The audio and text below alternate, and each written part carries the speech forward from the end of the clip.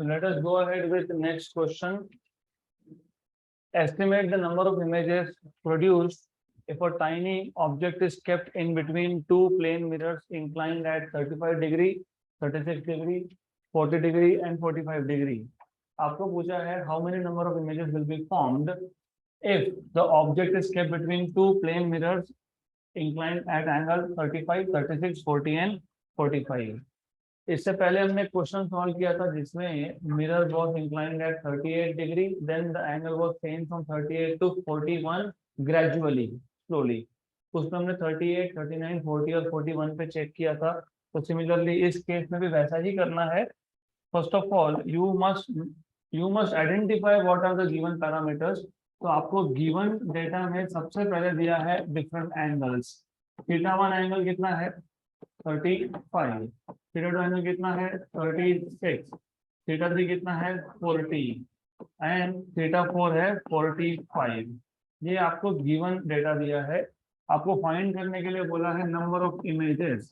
मतलब पहले केस में जब एंगल 35 तब तो इमेजेस कितने n1, देन इमेजेस कितने n2, then n3 and then n4. ये सारे n1, n2, n3, n4 आपको फाइंड करना है. लेकिन नंबर ऑफ इमेजेस फॉर्म वो डिपेंड करता है स्मॉल n पे, दैट इज 360 बाय थीटा. अगर स्मॉल n इवन हुआ, इवन इंटीजर हुआ तो n-1, number of images will be n-1. तो यहाँ पे ही हम लोग लिख देंगे इफ. आपको पता तो है वैसे, अब हमने बहुत बार देखा है. If n is even then total number of images is n-1, बराबर. And if n is odd, if n is odd, ये इसका ए केस है. बी केस हमको पता है कि अगर n ऑड हुआ तो इसमें वापस दो केस है. पहला for symmetric object. Symmetric object मतलब object is placed on the angle bisector. तो इस केस में वापस n इक्वल टू n-1. दूसरा, if the object is placed of the angle bisector, मतलब एंगल बाइसेक्टर पे नहीं है. रिमेंबर दिस, दो प्लेन मिरर थे. ऑब्जेक्ट अगर एंगल बाइसेक्टर पे है तो उसको बोलते हो सिमेट्रिक. अगर ऑब्जेक्ट एंगल बाइसेक्टर पे नहीं है, कहीं और है, तो उसको बोलते हो asymmetric. In case of asymmetric you have capital N equal to small n. Number C case is if n is not integer. अगर n integer ही नहीं है तो number of images will be integral part of small n. Integral part of small n. तो ये basic formulas पता होना चाहिए. You should know all these basic formulas and I hope you remember. तो याद थे क्या ये सब वैल्यूज, सब फॉर्मूलाज याद थे? यस. तो इमेज फॉर्मेशन के, नंबर ऑफ इमेज फॉर्मेशन के चार केसेस थे. केस वन, अगर n इवन है तो n-1, n ऑड है और अगर ऑब्जेक्ट एंगल बाइसेक्टर पे है मतलब सिमेट्रिकली प्लेस है तो n-1. अगर वो सिमेट्रिकली प्लेस नहीं है तो वापस n. एंड अगर इंटीजर ही नहीं आया तो n will B integral part of small n. तो इतना अगर पता है तो देन सॉल्व करना is not very difficult, very simple solution. One by one. तो पहले केस में हमारे पास एंगल था कितना 35. तो स्मॉल n फाइंड कर लो. तो small n will be 360 by 35. ये तो पता होना ही चाहिए. 10 पॉइंट समथिंग आता है क्योंकि 360 बाय 36 होता तो 10 आता, लेकिन 35 है तो 10 पॉइंट समथिंग. तो 10 आएगा number of images. But just for your verification करके देख लो. 360 डिवाइडेड बाय 35, 10.28. तो ये आ जाएगा आपके पास 10.28. तो इस केस में number of images will be integral part of n. Integral part of n. So what is integral part of n? 10. The number of images is 10. तो पहले केस में you will have 10 images. दूसरे case में angle कितना था 36. तो दूसरा case तो बहुत सिंपल है. Theta 2 equal to 36 degrees. Therefore small n is 360 by 36 that is equal to 10 even है। यस, अब इसमें दो केसेस बनेंगे क्योंकि हमको बताया नहीं ना क्वेश्चन में, कहीं पे भी बोला है क्या क्वेश्चन में कि ऑब्जेक्ट इज सिमेट्रिकली प्लेस्ड, बोला है? नहीं बोला है सिमेट्रिकली प्लेस्ड, नहीं, तो फिर दोनों ही केसेस हमको लिखने पड़ेंगे यहाँ पे। तो case number 1, if the object is symmetric, object is symmetrically placed, okay, तो इस केस में n विल बी n-1, मतलब 10-1, मतलब कितने इमेजेस? 9 इमेजेस। दूसरा केस में अगर ऑब्जेक्ट असिमेट्रिक हो, if the object is asymmetric, correct, right? मैं गलत बता रहा हूँ लेकिन कोई कुछ बोल नहीं रहा है।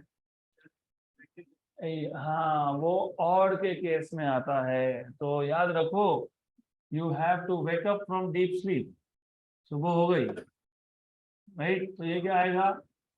n-1 directly, clear? यस, तो ये दो केसेस हम बाद में डिस्कस करेंगे। नंबर 3, एंगल कितना था? 40। अब इस केस में आपको वो देखना पड़ेगा, क्यों? क्योंकि व्हाट इज n? 360/40, तो कितना? हाँ, अब ये सिमेट्रिक और असिमेट्रिक आएगा। तो सिमेट्रिकली प्लेस्ड अगर हुआ तो in that case number of images will be n-1, तो 9 माइनस मतलब कितना? 8।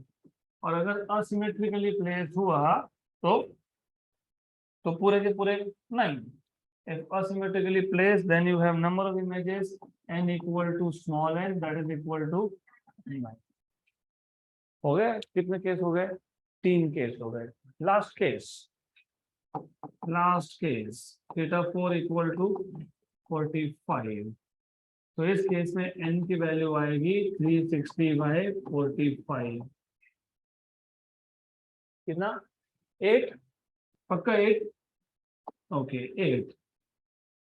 देन अगर ये 8 है तो नंबर ऑफ इमेजेस 7, क्योंकि ये इवन है, तो n equal to n-1, 8-1 equal to 7, तो 7 इमेजेस विल बी फॉर्म। तो कुछ नहीं है, प्रोसेस सेम है, पहले स्मॉल n फाइंड किया हर एक केस में। पहले केस में कितना आया? 10.28, इंटीजर है क्या? नहीं है, तो number of images is integral part of 10.28, that is 10। दूसरे केस में कितना आया? 10, इवन है क्या? इवन है, तो n-1, मतलब 10-1 9 इमेजेस। तीसरे केस में 40 डिग्री के लिए स्मॉल n आया 9। ऑड है क्या? ऑड है, तो दो केसेस बनेंगे, सिमेट्रिकली प्लेस तो n-1 मतलब 8, असिमेट्रिकली प्लेस तो 9, करेक्ट। और लास्ट केस में वापस से क्या आया? इवन, तो n-1 मतलब 8-1 मतलब कितना? 7। Next question, a rectangular sheet of length 30 centimeter and breadth 3 centimeter is kept on the principal axis of concave mirror of focal length 30 centimeter. Draw the image formed by the mirror on the same diagram. मतलब जिस diagram पे आप object दिखा रहे हो उसी diagram पे आपको इमेज दिखाना है। As far as possible on the scale. तो पहले क्वेश्चन को अच्छे से समझ लो। हमारे पास एक रेक्टेंगुलर शीट है, रेक्टेंगुलर शीट मतलब दो डायमेंशन हो गए, एक हो गया लेंथ, एक होगा ब्रेथ। लेंथ कितना है? 30 सेंटीमीटर, ब्रेथ कितना है? 3 centimetre. Is kept on the principal axis. आपको याद होगा जो हमने कल एग्जांपल लिया था पेंसिल का, right? It is the same type of example, सिर्फ वैल्यूज चेंज हुए। तो वहां पे pencil was kept parallel to the principal axis, along the principal axis. यहाँ पे rectangular sheet is kept along the principal axis. और concave mirror का focal length आपको दिया है 30 सेंटीमीटर। आपको बोला है draw the image form by the mirror on the same diagram. On the same diagram मतलब डायग्राम इन्होंने दिया था जो प्रिंट नहीं हुआ, तो क्वेश्चन में डायग्राम दिया होगा, right? As far as possible on the scale, as far as possible on the scale. What do you mean by on the scale? मतलब ये for example, just for example, let us say ये concave mirror है and then this is principal axis of the concave mirror. अब on the scale बोलना मतलब distances properly आपको show करने पड़ेंगे। फॉर एग्जांपल सबसे पहले तो what is this point? Forward. Then you have focus and let us say you have अब हमको पता है कि अगर फोकल लेंथ 30 सेंटीमीटर दिया है तो रेडियस ऑफ कर्वेचर कितना आएगा 60। तो 60 मतलब बराबर डिस्टेंसेस दिखाने हैं ऑन द स्केल का मतलब ये होता है कि distances should be shown properly. नहीं तो ऐसा करोगे ये 30 है ये भी 30 है, दिखाना यहाँ चाहिए था और यहाँ पे आपने सी यहाँ बता दिया, राइट। तो ऑन द स्केल मतलब show distances properly, you can not do this. आपको पता है ये 30 है फोकल लेंथ, आपको पता है रेडियस कितना आएगा डबल द फोकल लेंथ, तो कितना आएगा 60। तो जितना डिस्टेंस पोल और फोकस में दिखा रहे हो उतना ही डिस्टेंस फोकस और सेंटर में दिखाओ, that is what they are trying to tell you. यहाँ तक क्लियर। अब गिवन डेटा क्या क्या था वो भी लिखते जाएंगे साथ में, तो we will go on writing down what is given to us. Actually question solve करना है लेकिन बोला नहीं है सॉल्व करो, उन्होंने बोला डायग्राम ड्रॉ करो। अब डायग्राम ड्रॉ करने के लिए तो पहले सॉल्व करना पड़ेगा ना, क्या सॉल्व करना पड़ेगा बता देता हूँ। लेट अस से आपको दिया है रेक्टेंगुलर शीट, रेक्टेंगुलर शीट का लेंथ कितना दिया है 30, कितना दिया है फोकल लेंथ कितना दिया है 30। तो लेंथ 30 फोकल लेंथ 30 मतलब एक चीज तो क्लियर हो गया कि जो ऑब्जेक्ट है उसका लेंथ कितना है, हाँ क्योंकि पोल से फोकस भी कितना है 30 और लेंथ कितना है 30 और इसका ब्रेथ कितना है 3, करेक्ट। तो ऐसा आपको दिया है और डायग्राम में, डायग्राम जो आपको ऑलरेडी बुक में प्रोवाइड किया है उन्होंने, मैंने दिया नहीं because I wanted you to understand every single thing. उन्होंने ऐसा दिखाया ऑब्जेक्ट को, ये डिस्टेंस कितना है, ये कितना है, तो 45 कहाँ आएगा between F and C at the mid point of F and C, मतलब यहाँ पे आएगा। तो डायग्राम में उन्होंने ऐसा दिखा दिया, they have kept this rectangular sheet, और यहाँ पे रेक्टेंगुलर शीट में उन्होंने एक मार्किंग करके बता दिया आपको, by just putting a marking, यहाँ पे लिख दिया 45। क्या लिखा है यहाँ पे 45। डू यू रिमेम्बर हमने जो पेंसिल का केस लिया था उसमें हमने पेंसिल को सिंगल ऑब्जेक्ट नहीं दो ऑब्जेक्ट ट्रीट किए थे, एक ऑब्जेक्ट था एक एंड पे, दूसरा ऑब्जेक्ट था दूसरे एंड पे। अगर वो याद है तो जो डायग्राम उन्होंने दिया है सिर्फ यहाँ पे 45 सेंटीमीटर लिखा है, दैट्स इट, लिख दिया 45। मतलब आपको समझना है कि जो शीट है इसको आप सिंगल शीट ट्रीट नहीं करोगे, इसको आप ट्रीट करोगे two objects, one at one end and the other at other end. और उसमें से फिर जो पहला ऑब्जेक्ट है जिसके डिस्टेंस को आप डिनोट करोगे u1 से, तो u1 की वैल्यू आपको दे दी, कितनी आ गई u1 की वैल्यू 45। अब हमको क्या क्या गिवन था, सबसे पहले था गिवन फोकल लेंथ कितना, तो रेडियस ऑफ कर्वेचर मिल जाएगा 60 सेंटीमीटर, बराबर। और आपको बोला है क्वेश्चन में ये जो रेक्टेंगुलर शीट है उसका लेंथ कितना है, तो ऑब्जेक्ट नंबर 1 से ऑब्जेक्ट नंबर 1 से ऑब्जेक्ट नंबर 2 तक का डिस्टेंस कितना है 30 और u1 कितना है 45, तो u2 कितना हो गया 75। Very good. u1 इज 45 वो डायग्राम में दिया था, तो u2 is u1 plus 30, u1 plus 30, u1 is 45, this is 30 कितना, तो ये जो डिस्टेंस है ये है u2, तो u2 डिस्टेंस भी आपको दिया है, तो u2 डिस्टेंस आ गया ये, तो रिमेम्बर दिस। समझ में आया यहाँ तक पक्का। तो जिनको नहीं समझ में आया वापस एक बार, कुछ नहीं है, एक डायग्राम है, डायग्राम में हमारे पास ऑब्जेक्ट है in the form of rectangular sheet, इसका लेंथ है 30, ब्रेड्थ है 3। डायग्राम में ऐसा दिया है, इस शीट को रखा, उसका जो पहला एंड है वो नीचे लिख दिया 45, मतलब पोल से यहाँ तक का डिस्टेंस 45। लेकिन ऐसे केसेस में हम सिंगल ऑब्जेक्ट ट्रीट ही नहीं करते, हम लेते हैं दो ऑब्जेक्ट, एक है एक एंड पे, दूसरा है दूसरे एंड पे, मतलब पहला ऑब्जेक्ट कितने डिस्टेंस पे हो गया 45 और लेंथ कितना है 30, 45 plus 30 75 is nothing but u2, तो u2 मिल गया आपको 75। तो जो जो हमको पैरामीटर दिए हैं वो पैरामीटर भी यहाँ पे नोट डाउन कर लेंगे। तो u1 हमको पता है 45 है और u2 हमको पता है कि u1 प्लस 30 है, मतलब कितना है 75 सेंटीमीटर। यहाँ तक क्लियर। पक्का? अब आपको पूछा था draw the diagram but on the scale, मतलब as far as possible on the scale. अब ऑन द स्केल मतलब क्या, वो भी मैंने आपको बताया, थोड़ा और डिटेल में सोचते हैं। आपने जब ऑब्जेक्ट को रखा parallel, parallel to principal axis, तो कौन से मैग्निफिकेशन की बात होती है यहाँ पे? Longitudinal magnification, very good. But wait, जब आप बोलते हो कि हम इस शीट को दो ऑब्जेक्ट ट्रीट कर रहे हैं, एक ऑब्जेक्ट है लोकेशन नंबर 1 पे, दूसरा लोकेशन नंबर 2 पे, लेकिन ये दो ऑब्जेक्ट तो परपेंडिकुलर है, किसको परपेंडिकुलर है? Principal axis. तो इनका कौन सा मैग्निफिकेशन होगा? लैटरल होगा, लैटरल मैग्निफिकेशन होगा। दूसरा, पहला ऑब्जेक्ट कहाँ पे है? बिटवीन फोकस एंड सेंटर, तो उसका इमेज कहाँ बनेगा? Beyond C. दूसरा ऑब्जेक्ट कहाँ पे है? बियॉन्ड सी, इसका इमेज कहाँ बनेगा? बिटवीन एफ एंड सी। तो आपको टोटल 4 पैरामीटर फाइंड करने पड़ेंगे। तो क्या क्या फाइंड करना है पहले वो भी सोचना पड़ेगा आपको। यू हैव टू थिंक कि what you are suppose to find out in order to complete this diagram. पहले ऑब्जेक्ट का इमेज डिस्टेंस मतलब v1, दूसरे ऑब्जेक्ट का इमेज डिस्टेंस मतलब v2, पहले ऑब्जेक्ट का इमेज साइज i1, दूसरे ऑब्जेक्ट का इमेज साइज i2।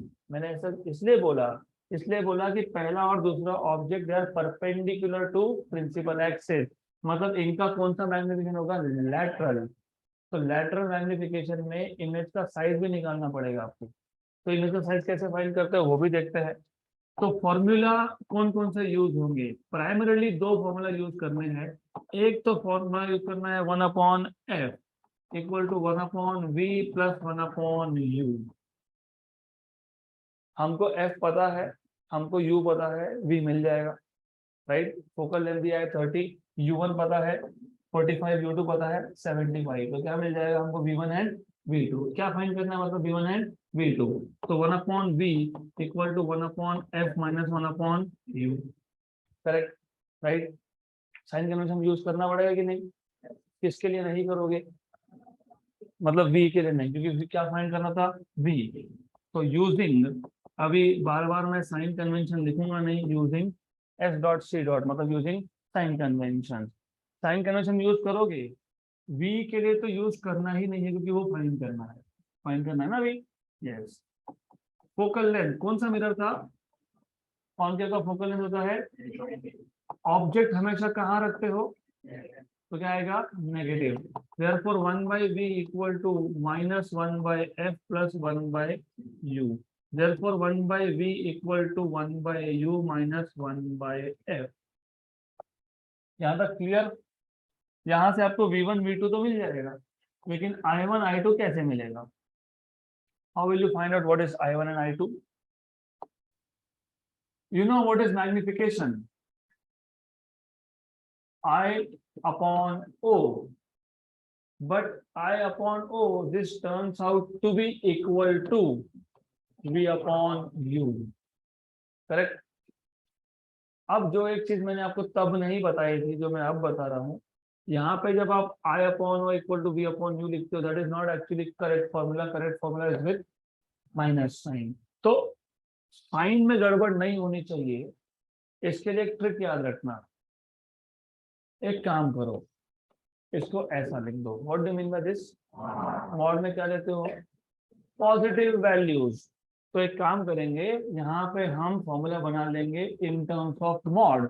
तो I by O is V by U, तो I क्या आएगा? V by U into O। What is I? Image size. What is O?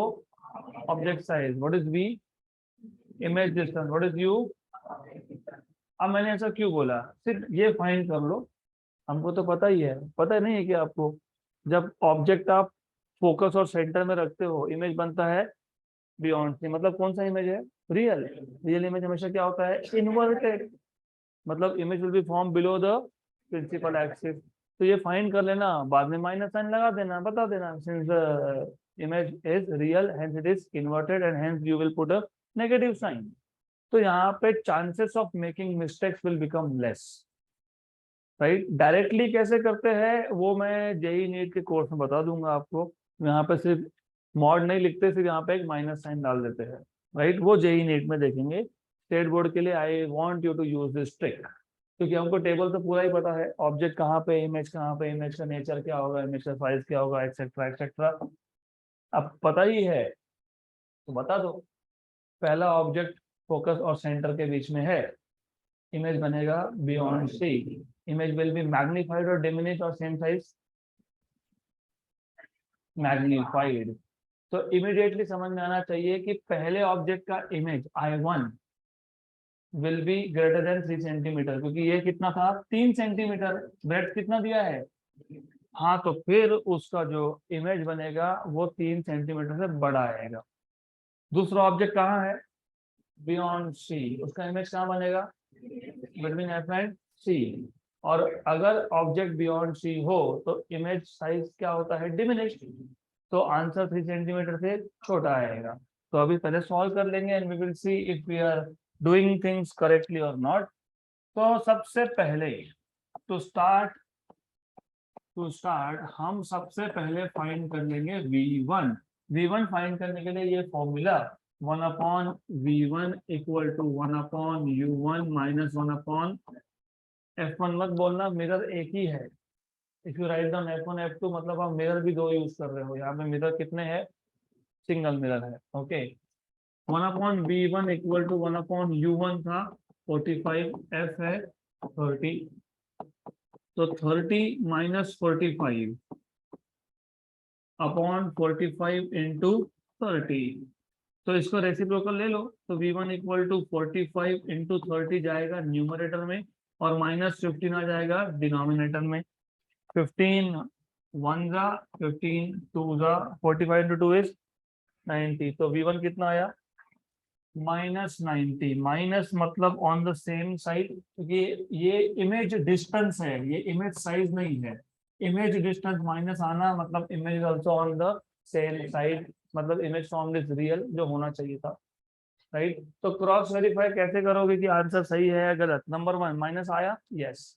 Number 2 radius of curvature कितना था 60, object कहाँ है और कैसे beyond C, between F and C. जब ऑब्जेक्ट एफ और सी के बीच में होता है तो इमेज कहाँ बनता है, बियॉन्ड सी, मतलब आंसर 60 सेंटीमीटर से ज्यादा आएगा, तो 90 है, बराबर है, करेक्ट, क्लियर। तो दूसरे केस का बताओ अब, ऑब्जेक्ट डिस्टेंस ग्रेटर देन 60 है, मतलब ऑब्जेक्ट इज बियॉन्ड, क्योंकि 75 है ना ये डिस्टेंस, तो object is beyond C, image will be between F and C, मतलब image distance should be between 30 and 60, क्योंकि एफ तक 30 सी तक 60, तो वो भी चेक कर लेंगे। उससे पहले हमने इमेज का साइज भी फाइंड करना है, उसके लिए फॉर्मूला बना के रखा है I1 equal to V/U into, पर मैंने क्या बताया, इमेज कौन सा है, कौन सा इमेज है, रियल, तो कौन सा साइन लगेगा, माइनस, तो मैं लिख देता हूँ यहाँ पे, इसलिए जगह छोड़ा था मैंने, since the image is real and hence it is inverted, और क्योंकि ये inverted है therefore you will put a minus sign, correct। तो यहाँ पे minus sign V1 U1 and O1, right. तो V1 कितना आया 90, U1 कितना आया, कितना था 30 था ना, 30 था कि नहीं। अब माइनस मत बोलना, नहीं तो फिर एक माइनस लोगे। चलो ठीक है, आपको माइनस करना है, कोई दिक्कत नहीं, फिर दोनों को माइनस करो, क्योंकि ये रियल इमेज कहाँ बना, लेफ्ट में, तो फिर क्या आएगा माइनस। या तो माइनस दोनों को लिखना है या तो किसी को भी नहीं लिखना है, नहीं तो फिर एक को माइनस किया एक को प्लस किया है, समझ में आया। V1 माइनस लिख रहे हो तो U1 को भी माइनस करना है, राइट, क्योंकि ऑलरेडी माइनस लिखा ना, मैंने लिख दिया माइनस, ऑलरेडी माइनस मैंने मेंशन कर दिया। What is O1, what is object size 3, object का साइज 3 सेंटीमीटर था, this was 3 centimetre, this was 3 centimetre, right, ये 3 सेंटीमीटर था, तो this is 1 and this is 3 ध्यान दो, right, clear. How much is this 90 था कि नहीं, और ये कितना था, गलत बताया। एग्जैक्टली इसके लिए मैंने बोला यहाँ ध्यान दो। तो you need to pay attention here, otherwise you will get wrong answers. ये आ गया 45, this is 45 1 and this is 45 2, this is 6,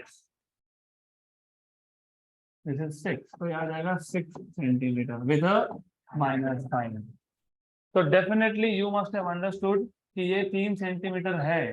पहली बात तो समझ लो, ये 30, ये 30 और ये 30, 90 बराबर। तो कहाँ बनेगा, 90 पे। तो पहला तो ये क्लियर होना चाहिए। देन ये डबल साइज का होगा, ये 3 तो ये 6।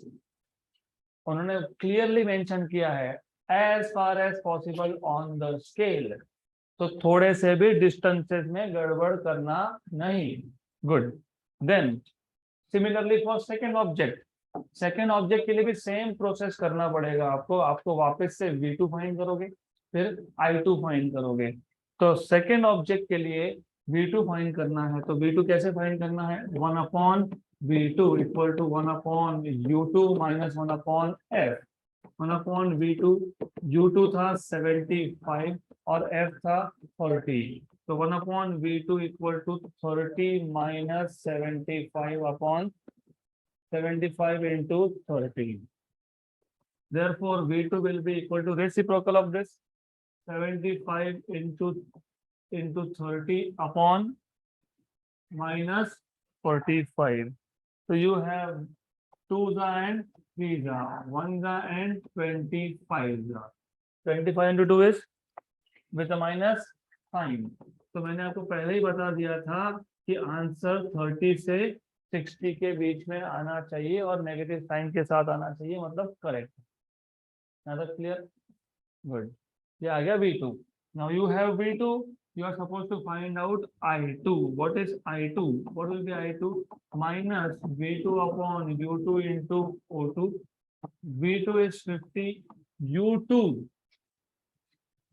75 and O2 is 3. 2 and 3 and 3.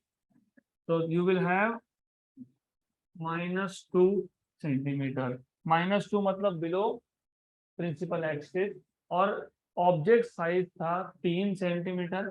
Image का साइज बनेगा कितना, 2 सेंटीमीटर। ये डिस्टेंस कितना है, ये कितना है, ये कितना है, तो यहाँ कितना आया 50। लेकिन रिमेंबर रिमेंबर रिमेंबर, वो 3 सेंटीमीटर दिखाया मैंने, कितना दिखाना चाहिए, 2 centimetre. Correct, right. Up to the scale, as far as possible on the scale, तो ऑन द स्केल तो ऐसा ही आएगा, राइट। तो ये आपका बन जाएगा यहाँ पे final image something like this. ये हो गया आपका आंसर खत्म। तो this is how you are suppose to find out, you are suppose to check image कैसा बनेगा एनुअल। By the way, to show exactly अगर शो करना है, एग्जैक्टली शो करना है, तो आपको पूरा का पूरा रेक्टेंगुलर शीट दिखाना पड़ेगा। बिकॉज विच मीन्स जो रेक्टेंगुलर शीट था, अब वो रेक्टेंगुलर दिखेगा क्या, नहीं दिखेगा। वो क्या दिखेगा, हाँ ये पैरेललोग्राम है, it is trapezium. What is it, what is the meaning of trapezium, two opposite sides are parallel to. तो यहाँ पे दोनों साइड से 2 साइड्स पैरेलल होंगे, करेक्ट, राइट। तो हो गया आंसर खत्म, डन।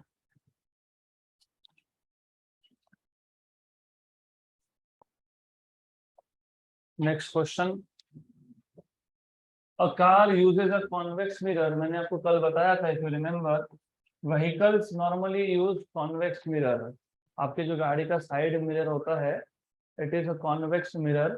तो a car uses a convex mirror of curvature, of curvature मतलब radius of curvature 1.2 metre as its rear view mirror. Rear मतलब पीछे का देखने के लिए, तो it is called as rear view mirror, मतलब side mirror.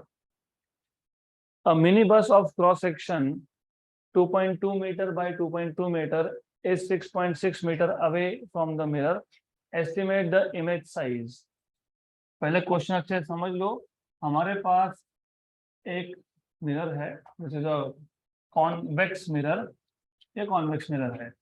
Then what you have is, इसका प्रिंसिपल एक्सिस ड्रॉ कर लेते हैं। दिस इज प्रिंसिपल एक्सिस,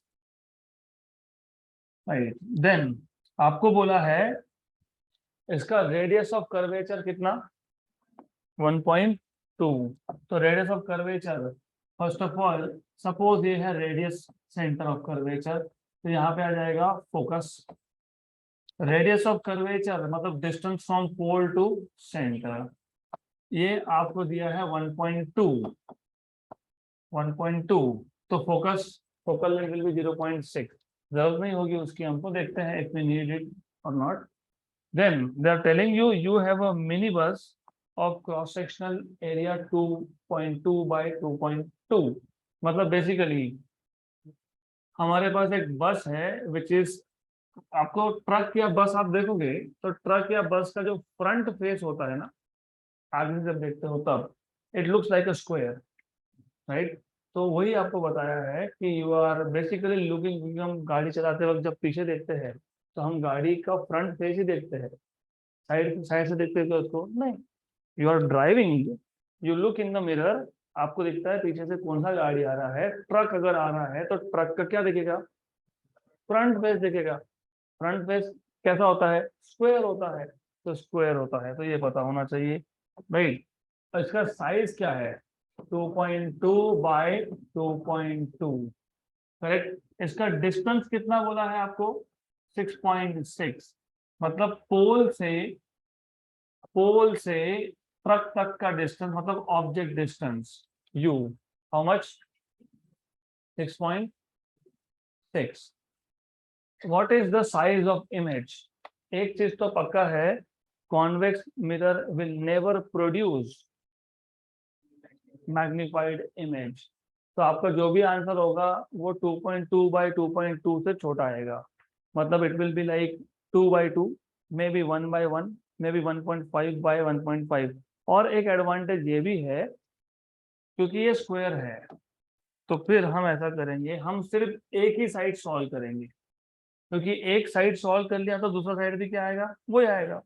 ऐसा तो नहीं होगा ना कि 2.2 बाय 2.2 उसका इमेज बन गया 2 इंटू 1.5, ऐसा तो नहीं होगा। स्क्वायर फेस तो स्क्वायर ही दिखेगा, सिर्फ छोटा दिखेगा, रेक्टेंगल तो नहीं बनने वाला वो। Are you getting what I am saying. Convex mirror, गाड़ी चला रहे हो, पीछे से हॉर्न का आवाज आता है, आप मिरर में देखते हो, ऑफकोर्स मिरर होना चाहिए उसके लिए, side mirror. You look in the mirror, you see there a truck coming, उसका फेस आपको दिखता है स्क्वायर, क्योंकि रियलिटी में स्क्वायर है, सिर्फ वो साइज बड़ा था, आपको दिखता है छोटा, क्योंकि कॉन्वेक्स मिरर है इसके लिए, राइट। तो स्क्वायर का स्क्वायर दिखेगा कि रेक्टेंगल दिखेगा। तो आप एक काम करो, आप एक ही साइड सॉल्व करो, मतलब सिर्फ इतना ही सॉल्व कर देना, करेक्ट, राइट। और एक कंफ्यूजन कहाँ होता है, फिर आप बोलोगे ये तो उसका एक ऑब्जेक्ट हो गया, ये दूसरा ऑब्जेक्ट, वैसा नहीं है, ये सिर्फ ड्रॉ करने का प्रॉब्लम है। You have to imagine, you have to imagine, जब आप एक ट्रक को देख रहे हो मिरर में, तो what are you looking at is like this, right. ऐसा दिख रहा है ना, तो ये 2.2 है, ये भी 2.2 है, करेक्ट। आपको ऐसा दिखता है, ऐसा नहीं दिखता है वो, बराबर। ये मैं सिर्फ ड्रॉ कर रहा हूँ, मैं 3 डायमेंशंस को 2 डायमेंशन में दिखा रहा हूँ, तो ड्राइंग सही से नहीं हो पाता। You need to imagine, that is why when you are looking you see square face on, square के फेस से देख रहे हो। सिर्फ ड्रॉ करते जैसा दिखता है कि ये साइड अलग डिस्टेंस पे है, 6.6 मीटर से कम डिस्टेंस पे है, और दूसरा साइड 6.6 से ज्यादा है, वैसा है क्या, नहीं है, वैसा नहीं है, ओके। तो ये साइड अगर 2.2 है तो ये साइड भी कितना है। अब तो कोई भी एक के लिए सॉल्व कर लो, क्योंकि मैग्निफिकेशन सेम रहेगा। मैग्निफिकेशन सेम क्यों रहेगा, मिरर एक ही है तो मैग्निफिकेशन क्या रहेगा, सेम रहेगा, तो एक ही साइड सॉल्व करना। तो अब गिवन पैरामीटर्स में क्या क्या था, 1 बाय 1। गिवन पैरामीटर में सबसे पहले था ऑब्जेक्ट डिस्टेंस 6.6, फिर था फोकल लेंथ, क्योंकि आपको दिया है फोकल लेंथ दिया है ना, रेडियस दिया मतलब क्या दिया है, फोकल लेंथ। रेडियस कितना दिया है आपको, रेडियस कितना बोला है 1.2, 1.2 मीटर, तो फोकस होगा r/2 मतलब 0.6, करेक्ट, गुड। और क्या दिया है 2.2, 2.2 ये क्या है, ये ऑब्जेक्ट का साइज है, कितना है 2.2, 2.2 मीटर, 2.2 बाय 2.2 है, लेकिन मैंने पहले ही समझा दिया कि एक के लिए सॉल्व करेंगे दूसरा वैसा ही आएगा। तो ऑब्जेक्ट का साइज कितना है 2.2। अब हमको फाइंड क्या करना है, क्या फाइंड करना है, क्या फाइंड करना है, size of image. Size of image मतलब क्या फाइंड करना है, आई, क्या फाइंड करना है, आई। अब आई अगर फाइंड करना है तो आई का फॉर्मूला पता होना चाहिए। व्हाट इज आई का फॉर्मूला, V/U × O, बराबर, यहाँ तक क्लियर। एक्चुअली वो आता है -V/U × O, लेकिन फिर आप साइन कन्वेंशन यूज करते हो। इस केस में इमेज कौन सा है, वर्चुअल। वर्चुअल इमेज कहाँ बनता है, इनसाइड द मिरर, मतलब कहाँ पे, राइट साइड में। तो इमेज डिस्टेंस क्या होता है, ऑब्जेक्ट डिस्टेंस क्या होता है, negative and negative will become, तो इसके लिए मैंने क्या लिखा डायरेक्टली, पॉजिटिव, राइट, क्योंकि यहाँ पे इमेज बनता है above the principal axis, right. तो बाय डिफॉल्ट ये साइन कन्वेंशन यूज करके ही है, करेक्ट, क्लियर यहाँ तक, गुड। देन अब हमको यू पता है ना, यू 6.6, ओ पता है, ओ भी पता है 2.2, भी पता है क्या, नहीं, तो फिर पहले v फाइंड करो, 1/f = 1/v प्लस 1/u। तो 1/v कैसे, 1/v क्या आएगा, 1/v is 1/f minus 1/u, यहाँ तक क्लियर। लेकिन ऑब्जेक्ट कहाँ है, लेफ्ट साइड में है, तो ऑब्जेक्ट डिस्टेंस क्या लोगे, नेगेटिव। तो using sign conventions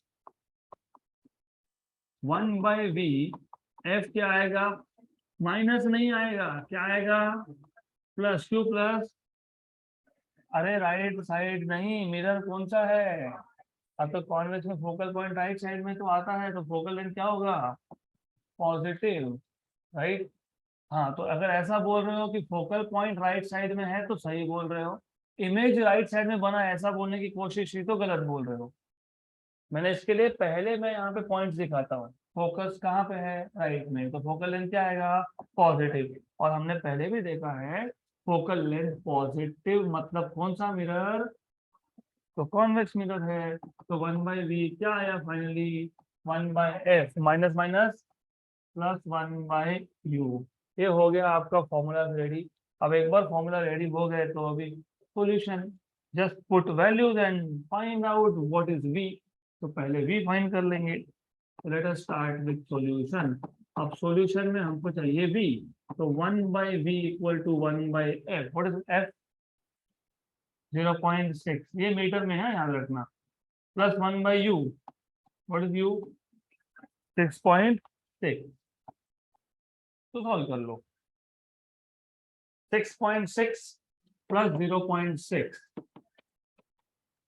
7.2 upon 6.6 into 0.6।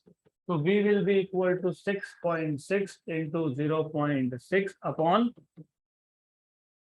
6 का टेबल पता है, 6 11 जा 12 जा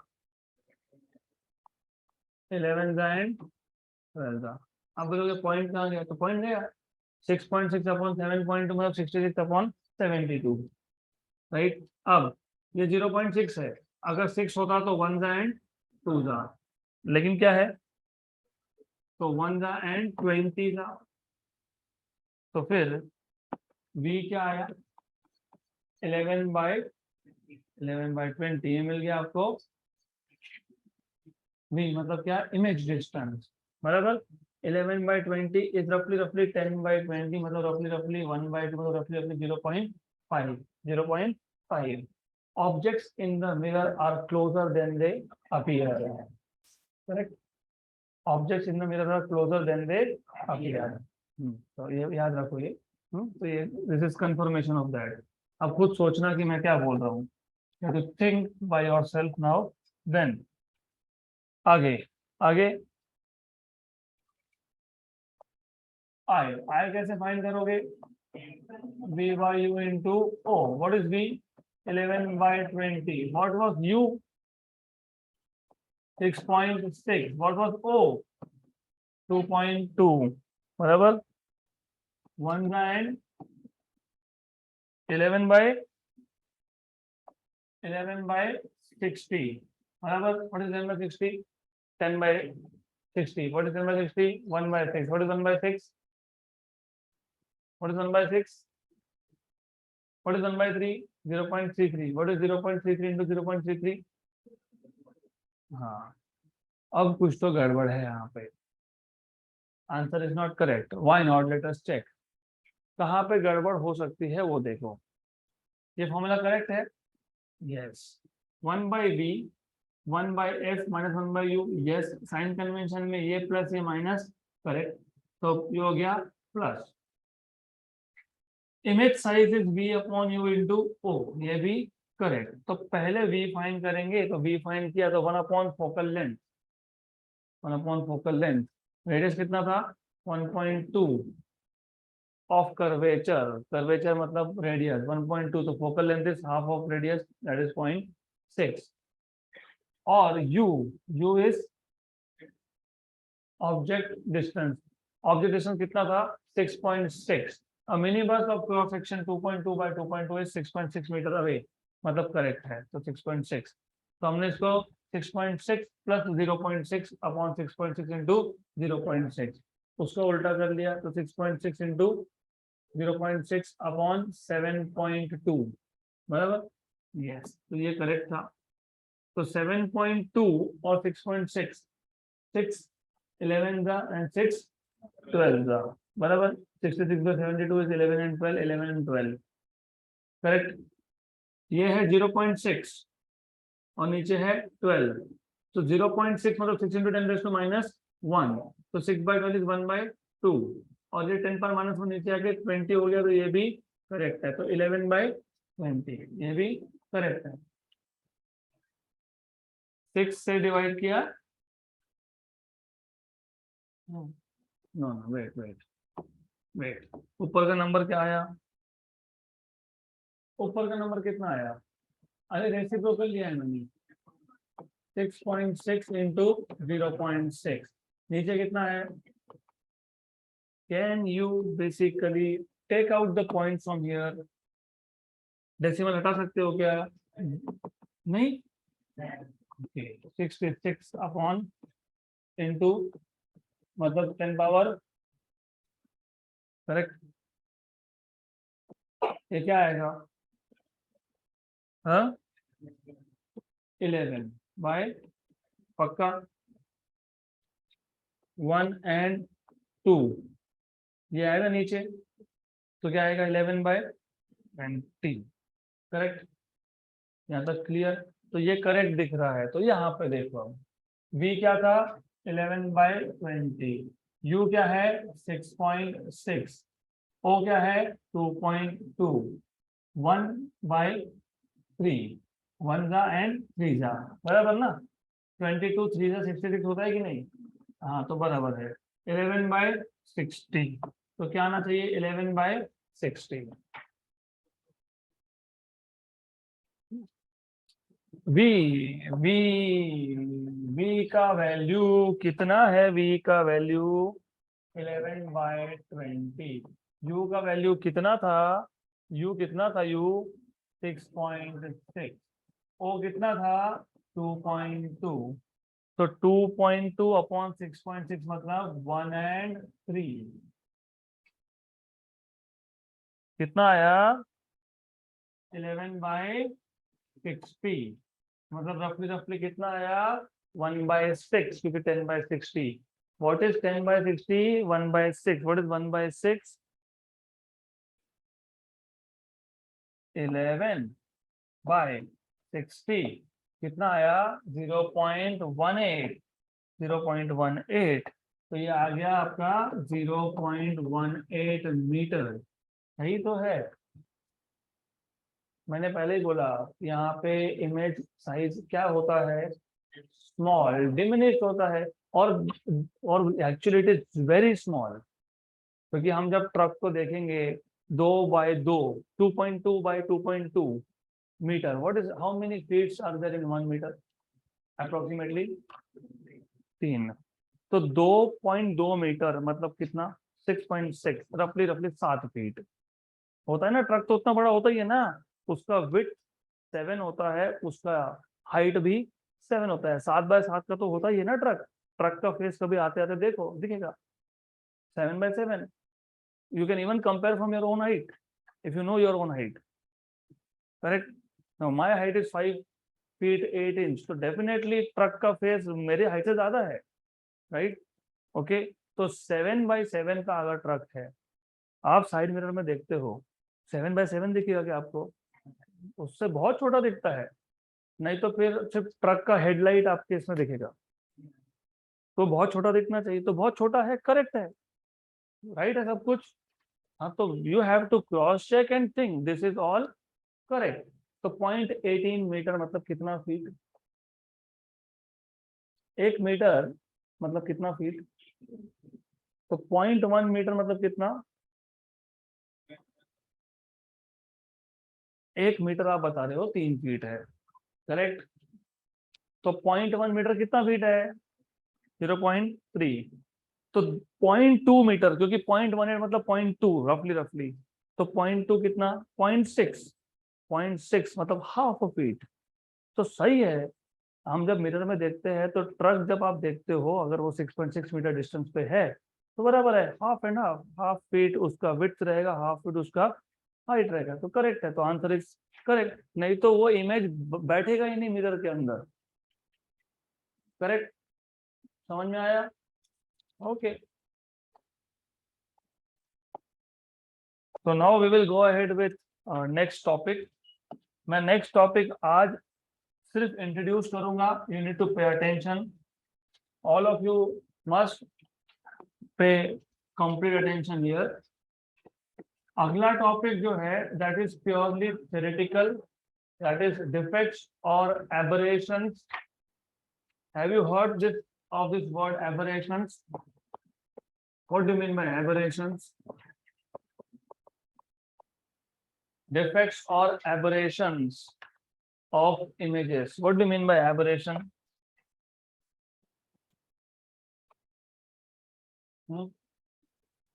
Defects मतलब aberration मतलब image का blurring होना। Sometimes the image formed is not very clear, it is blurred image, उसको आप बोलते हो डिफेक्ट्स इन इमेज फॉर्मेशन या फिर एबरेशन इन इमेज फॉर्मेशन। तो द क्वेश्चन नाउ इज कि ये डिफेक्ट्स या ये एबरेशन इमेज फॉर्मेशन में क्यों आए? बिकॉज हमने अभी तक जितना भी इमेज फॉर्मेशन का थ्योरी देखा है, the theory of image formation और the related formulas, related formula जैसे कि mirror formula 1/f = 1/v + 1/u, the theory of image formation or the related formulas like mirror formula, they are based on 3 assumptions. तो जो formula आप लिखते हो, use करते हो, या जो थियरी आप अप्लाई करते हो, वो 3 assumptions पे बेस्ड है। assumption number 1, object and image they are very close to the principal axis. for example, मेरे पास अगर एक मिरर है, कॉनकेव या कॉन्वेक्स जो होगा वो ऑब्जेक्ट या तो डायरेक्टली प्रिंसिपल एक्सिस पे रखा है, तो object is either kept on the principal axis. अगर ऑब्जेक्ट प्रिंसिपल एक्सिस पे है तो इमेज भी प्रिंसिपल एक्सिस पे होगा, सिर्फ इमेज बनेगा नीचे अगर इमेज है रियल, अगर वर्चुअल है तो ऊपर। हमने अभी तक सारे ऐसे केसेस डिस्कस किए, but have you ever thought कि हमेशा ऐसा नहीं होता है? May be the object is not on the principal axis. तो हमने जो भी इमेज फॉर्मेशन का थ्योरी यूज किया है उसमें ये असम्पशन था नंबर 1, विदाउट सेइंग, हमने बोला नहीं लेकिन था। Assumption number 1, object and image both are either on the principal axis और they are very close to the principal axis, right? Number 2, जो भी ऑब्जेक्ट है, ऑब्जेक्ट हो सकता है एक पॉइंट हो, तो you may have a small point which is called as point object. क्या बोलते हैं इसको हम लोग? Point object. तो हो सकता है कि ऑब्जेक्ट एक पॉइंट हो सकता है ऑब्जेक्ट एक पेंसिल हो सकता है ऑब्जेक्ट कुछ और हो ऑफ स्मॉल साइज। तो इस ऑब्जेक्ट में से जो भी रेज निकलेंगे दे आर डाइवर्जिंग रेज। क्योंकि अगर मेरे पास एक बल्ब है, बल्ब को चालू कर दिया तो ऐसा तो नहीं होगा ना कि सिर्फ इस डायरेक्शन में जाएगा लाइट, ऐसा होता है क्या? तो रेज आर डाइवर्जिंग, करेक्ट। तो दूसरा असम्पशन ये था कि the rays diverging rays from the object, अगर आप अच्छे से देखोगे तो diverging rays will make a cone. क्या बनेगा यहाँ पे? कोन। कोन जैसा शेप बनता है कि नहीं? तो दूसरा असम्पशन ये था the diverging rays coming from an object, point object, are confined. Confined मतलब what do you mean by confined? किसी एक चीज के अंदर होना, जैसे you are now all confined within this room. The diverging rays coming from a very small object like point object, they are confined in a cone of very small angle। तो ये जो angle बनेगा ये होगा very small। You need to remember this। हमने जो object लिया, चाहे वो पॉइंट ऑब्जेक्ट हो चाहे वो पेंसिल जैसा ऑब्जेक्ट हो, द रेज, क्योंकि यहाँ से रेज क्या होंगे? डाइवर्ज होंगे। The diverging rays from an object are confined in a cone of very small angle. ये दूसरा असम्पशन था, करेक्ट, क्लियर। तीसरा असम्पशन भी था all the parallel rays, parallel beam of light. So if the rays are parallel, मैंने आपको पहले भी बताया था कि जो भी रेज है अगर वो पैरेलल है, पैरेलल रेज कब होते हैं? When the object is at infinity, correct. तो all the parallel rays are paraxial. What do you mean by paraxial? Parallel to, मैंने आपको तभी भी बताया था कि हर बार ऐसा नहीं होगा। ऑब्जेक्ट से जो रेज आ रहे हैं वो पैरेलल तो हो सकते हैं, लेकिन जरूरी नहीं है कि वो प्रिंसिपल एक्सिस को भी पैरेलल हो। लेकिन हमने अभी तक इमेज फॉर्मेशन का जो भी थ्योरी देखा, हमने जो भी फॉर्मूला यूज किए, उसमें असम्पशन क्या था? The rays are paraxial, they are parallel to each other and they are also parallel to principal axis, correct. तो हमने जो इमेज फॉर्मेशन का थ्योरी सीखा है या जो फॉर्मूलाज हमने डिराइव किए हैं, they are based on these three assumptions. Number one, object and image they are very close to the principal axis. Number two, the diverging rays from an object like a point object, they are confined in a cone of very small angle. Number three, if the rays are parallel, they are supposed to be paraaxial, मतलब they are parallel to each other and they are parallel to the principal axis। लेकिन practical case में ऐसा नहीं होता, most of the times ऐसा होता ही नहीं है। अगर ऐसा नहीं होता है तो फिर जो इमेज फॉर्म हुआ उसमें क्या आएगा? डिफेक्ट आएगा, जिसको आप बोलते हो एबरेशन ऑफ इमेजेस। मतलब जो इमेज बनेगा वो होगा ब्लर्ड। तो उस ब्लर्ड इमेज को करेक्ट कैसे करना वो आपको सिलेबस में नहीं है। वो सिर्फ आपको इतना पता होना चाहिए कि ये ब्लरिंग हुआ क्यों। तो फॉर एग्जाम्पल, अब नॉर्मली मैंने आपको पहले भी एक चीज बताई थी कि नॉर्मली हम जो स्फेरिकल मिरर लेते हैं, it is assume to be a mirror of very small aperture, correct. Mirror का एपर्चर नॉर्मली क्या होता है? स्मॉल। लेकिन अगर मिरर का एपर्चर बड़ा हुआ तो क्या होगा? एक, हमने जो सिंगल पॉइंट फोकस की बात की थी, you know what is single point focus? What is single point focus? मुझे बताओ, ये पैराएक्सियल रेज है, कहाँ पे आके कन्वर्ज होंगे? हाँ, इसको बोलते हैं single point focus. F equal to R by two लिखने का मतलब क्या होता है? If you write down F equal to R by two, मतलब आप बोल रहे हो सारे के सारे पैरेलल रेज रिफ्लेक्शन के बाद कहाँ कन्वर्ट होंगे? सिंगल पॉइंट पे, उसको बोलते हैं single point focus. But actually ऐसा नहीं होता, क्योंकि स्फीयर अगर बड़ा रहा तो इन दैट केस जो पैरेलल रेज प्रिंसिपल एक्सिस से दूर है, the parallel rays which are far away from principal axis, they converge at a point near to the pole। जितने रेस पैरेलल एक्सिस से दूर होंगे उतना ही उनका पॉइंट ऑफ कॉन्वर्जेंस कहाँ पे होगा? पोल से पास में होगा, राइट। तो दिस इज व्हाट हैपेंस। मतलब सिंगल पॉइंट पे फोकस है ही नहीं, तो focus is at multiple point. अगर सिंगल पॉइंट पे फोकस होता तो इमेज कैसा बनता? Point image. And point image is sharp image. Very clear, correct. लेकिन अगर एक से ज्यादा पॉइंट पे कॉन्वर्जेंस है तो इमेज एक सिंगल पॉइंट में बनेगा नहीं, इमेज बनेगा in the form of circles. और जो सर्कल होता है that means the image is blurred, correct. इसको बोलते हैं स्फेरिकल एबरेशन। इसको स्फेरिकल एबरेशन क्यों बोलते हैं? क्योंकि ये क्यों आया, ये डिफेक्ट क्यों आया? Because of the spherical shape of the mirror, right? So the defect in the image formation due to spherical shape of the mirror is called as spherical aberration. यहाँ तक क्लियर? तो बाकी का डिटेल्स हम देखेंगे next session में।